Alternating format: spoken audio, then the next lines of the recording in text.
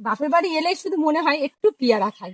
যেহেতু কি বলতো, বাজার থেকে কিনে খাওয়া আর বাপের বাড়ি এসে সেই বিখ্যাত পেয়ারা বাগান থেকে পেয়ারা পেড়ে খাওয়া, তার মজাটাই আলাদা। তাই চল দেখো, তা পেয়ারা গুলোই দেখো প্লাস্টিক বেঁধেছে। আগেও তোমাদের বলেছিলাম যে পেয়ারার মধ্যে প্লাস্টিকটা বেঁধে রাখলে কি হয়, পেয়ারাটা বড় হয় আর এবং পরিষ্কার থাকে, আর কোনো পাখি টাকি ঠোকরাতেও পারে না।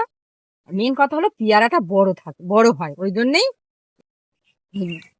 দেখো পেয়ারাটা দেখো, একদম একদম পুরো ফ্রেশ পেয়ারা, বুঝতে পারছো? এইসব পেয়ারা যদি বাজারে নিয়ে গিয়ে যেতুম, আমরা যখন এইসব পেয়ারা কিনি না, এইগুলো ঠিক 5 টাকা বা হয়তো 5টা 30 টাকা বা হয়তো 2টো 20 টাকা এরা।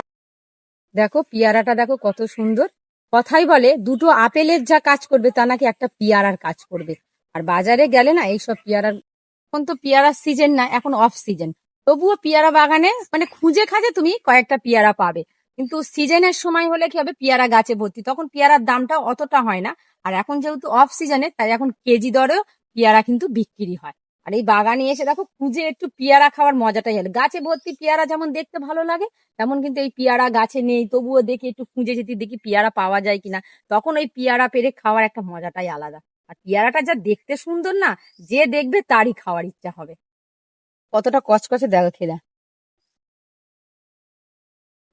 পেয়ারাটা এত মিষ্টি, কি বলবো, অফ সিজনের তো পেয়ারাটা বেশ দারুণ কিন্তু মিষ্টি।